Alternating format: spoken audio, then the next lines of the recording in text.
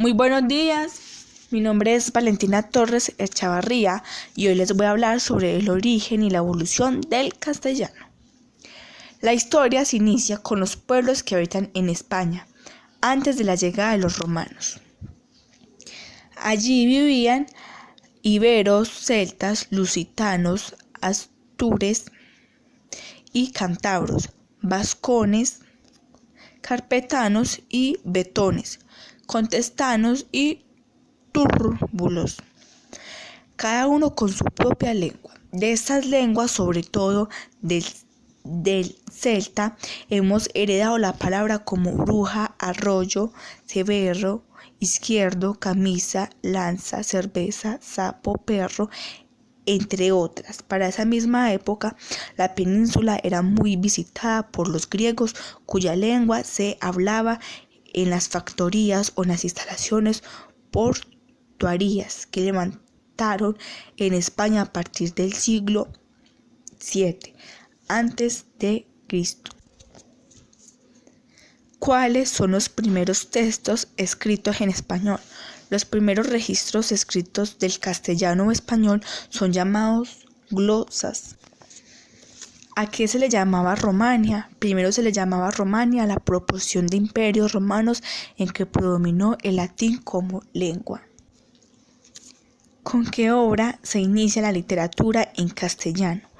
Con el Cantar de Mío Cid, donde se encuentran, entre otras cosas, las luchas de Castilla contra leones y aragoneses por un lado y contra los almorávides. ¿Cuál es la importancia de la obra de Alfonso X? La importancia son las traducciones que hiciera Alfonso X del libro de Calila Emir. ¿Cómo se desarrolla el español durante los siglos XIII y XV? A partir de Alfonso X no solo crece la cantidad de textos escritos en español, sino que los rasgos de la lengua, reforzada por el proceso mismo de escritura y lectura impulsada por el rey. ¿Cuál es el panorama del español en los siglos XVI y XVII? Durante esa época se conoce bajo el nombre de los siglos de oro. La lengua se ve consolidada por la lectura, leer las obras de los siglos XVI y XVII. Es como sentir el pulso de nuestro idioma durante una época. ¿En qué consiste el culteranismo y el conceptismo?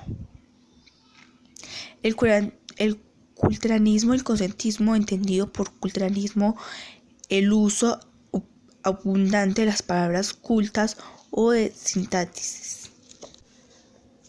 ¿Cuál es la importancia del Quijote para la lengua española? El Quijote, cuya primera parte apareció en 1605, al igual que la Divina Comedia, cumplió con una función bien definida. ¿Cuándo se publica la primera gramática del español? La primera gramática de nuestra lengua, de hecho, la primera gramática auténtica de una lengua vulgar, o sea, moderna, es la gramática castellana, que con dedicatoria a Isabela la Católica hizo imprimir en 1992 Eligio Antonio de Nebrija. ¿Cuándo aparece la primera ortografía del español? La primera ortografía del español es del mismo Eligio Antonio de Nebrija. Fue publicada en 1517.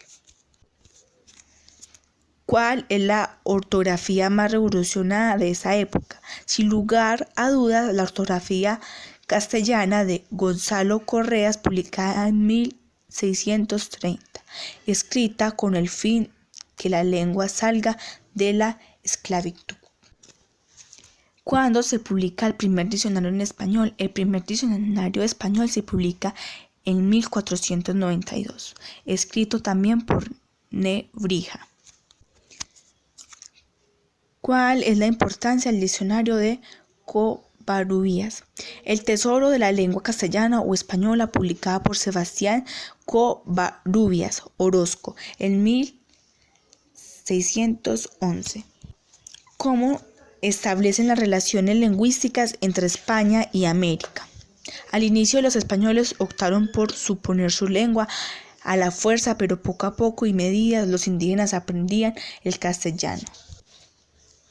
¿Cuál es el número de hispanohablantes? Según el británico Blog of the Year en 1997, para el año 1996 había aproximadamente 328 millones de hispanohablantes, aproximadamente el 57% de la población.